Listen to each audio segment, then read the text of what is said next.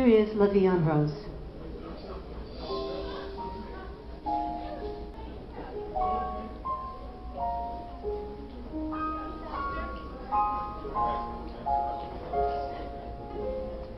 I thought that love was just a word they sang about in songs I'd heard.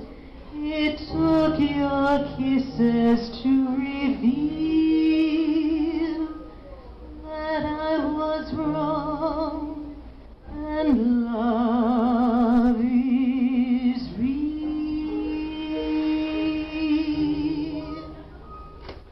Oh, il me prend dans ses bras, il me parle tout bas, je vois la vie en rose. Il me dit des mots d'amour, des mots de tous les jours, et ça me fait quelque chose. Il est entré dans mon cœur une part de bonheur dont je connais la cause. C'est lui pour moi, moi pour lui dans la vie. Il m'a dit, l'a juré pour la vie.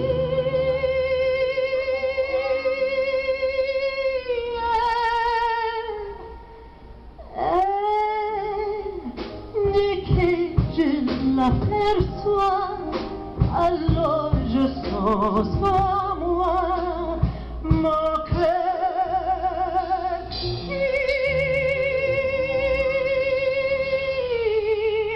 bat.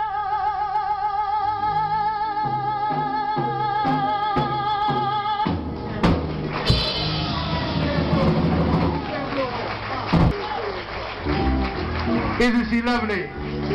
Yeah. This is her first set. You know, we got a lot more in store for you. But how about a big hand for Jim Holton on the piano, y'all?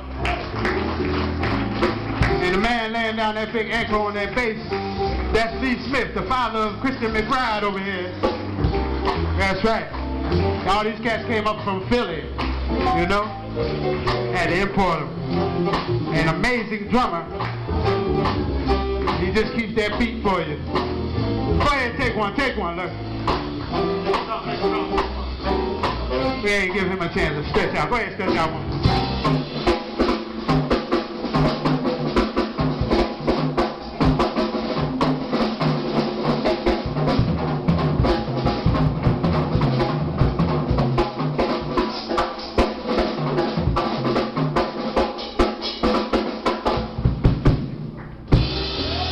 See what I'm talking about?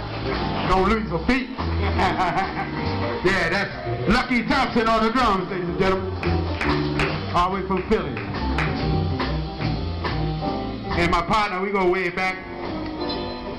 And we just have a lot of fun every time we play together. So, how about a big hand for James Stewart? Son of Jimmy Stewart. No.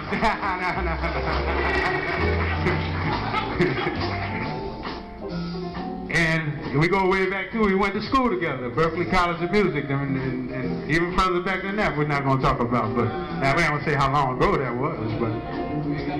But we're great friends. Play with Lionel Hampton together, and we play with a lot of great people together. And he's a beautiful person, and not to mention a great saxophonist. Mark Gross, ladies and gentlemen, on the saxophone.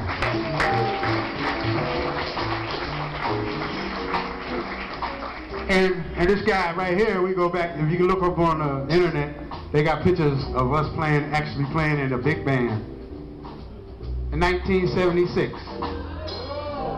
How about that? 1976, we was in Boston, and they got a picture of us, man. He still looks the same. I was young then, I was like, but that's Matt Gollahan.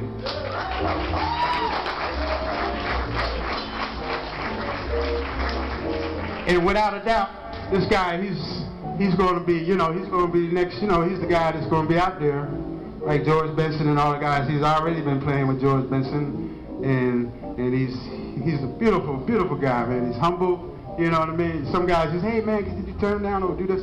So okay, sure, I'll try that. Yeah, I'll try, you know. And you know, most guys get attitude. You say something like that, but he's grabbing stuff, and he's grabbing just like that. See, don't be sleeping on him, because he'll grab something on you, you go right over your head. And he's a great comedian too. But that's the great Solomon Hicks, ladies and gentlemen, on the guitar. Yeah, this young lady here, I met her. We was doing they called me up to do a show, and it was for the Lafayette, to do last Lafayette, and it was for the bar association, you know, with all the big judges and lawyers and everything. And I was like, wow, okay, I'll go do it and everything. And I was the bugle boy. I always came in as the bugle boy, and we've been friends ever since, because we had a great rapport with the audience and everything. And then I realized, I said, because the other people in the show, they was like, you know, lawyers and everything. But I said, wow, she's got a voice. Is she a lawyer or is she a singer, you know? Because she was the musical director and everything, wrote the music and the arrangements and everything. So then we did a Christmas record together, which we launched off on the YouTube. And I said, wow, you know, you don't never know how great a musician is until you play with them, you know? So I found out, I said, wow, she's got a voice. And she's got the pitch too. She's not out of, y'all ain't hear nothing out of tune. Like, oh, wait a minute, you know. She's got it, And that's Nancy Zehner.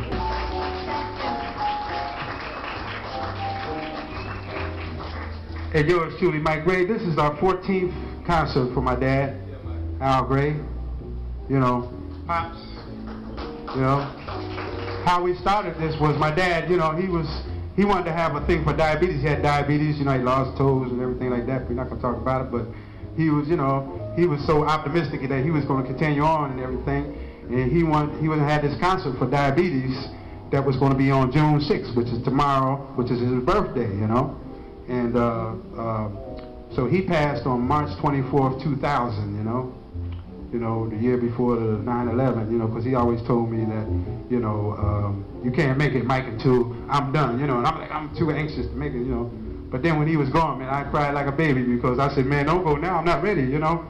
So I'm getting ready to cry now, though, think about it. But, you know, and then he missed 9/11, and that's how this started, you know, because I continued to took over the concert, and I took over the concert, and I said, this is the least I could do for my dad every year. So this is the 14th one, and I'm so happy and glad that y'all came out to celebrate it with me. Thank you so much.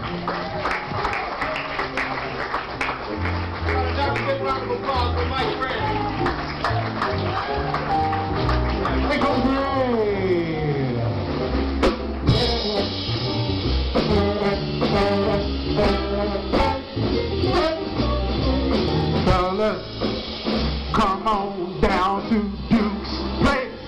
Come on down to Duke's place. Come on down to Duke's place at the Cotton Club now. Come on down to Duke's place at the Cotton Club now. Come on down to Duke's place right at the Cotton Club now. Come on.